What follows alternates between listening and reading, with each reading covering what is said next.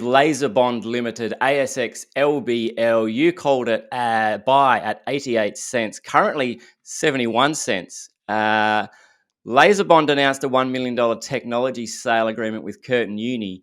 They're down almost 20%. Andrew, is it time to go back to school on LaserBond? Buy or sell? No, and it's buy still. I mean, nothing's changed. Okay. Nothing's really.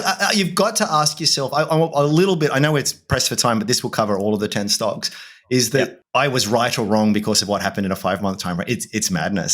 So why did I buy this thing? If we go back to the episode, it's like here's a company with a lot of inside ownership, very long record of value creation for shareholders. They had some issues in the half. Supply chain factors impacting their products division, some revenue recognition delays, and there was an acquisition all in there as well. Yeah. I mean, but really, when you stand back, anyone who's run a business, like there's two types of problems. There's the cyclical problem, or there is the outside factor problem, and then there's the problem because there is a cancer within. There is a structural issue with the business. So the way I would frame the answer to this and to anyone is just sort of like what I'm trying to gauge when I revisit my stocks is what was the thesis? And as we said last time, write it down so I remember what it was. Like, why did I like this thing? Why did I think it was good value? And then what's changed? And so it's a long run up to answer your question.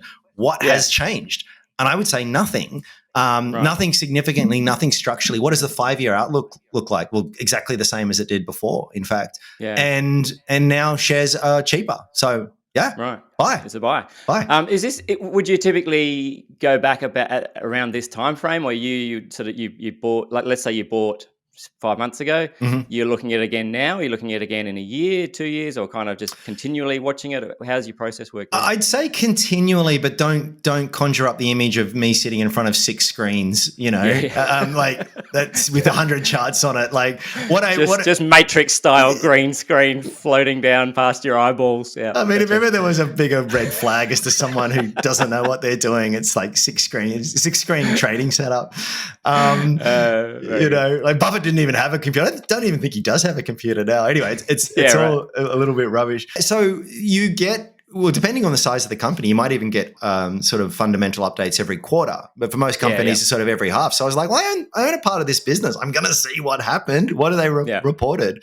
When I mean continually is not watching the ticker every second of the day, but it's just like, I don't know, it could be 3 Thursdays from today and LaserBond releases a market-sensitive announcement. Yeah. I'm going to read it, whether it's 6 months or 6 weeks or 6 minutes since I bought it, right? Nope, I'm not ready to read it yet. No, I'll read that in 6 months. I said 6 months, and 6 months is what it's going to be. So whenever new information comes out, now part of that might be maybe nothing's changed and the price has dropped 50% or doubled or something like that. So you might put that new information in context with the underlying value and is it better or worse value? But you want to try and keep an interested eye on it. Absolutely. Yeah. All right. Cool. So LaserBond is a buy. Hell yeah.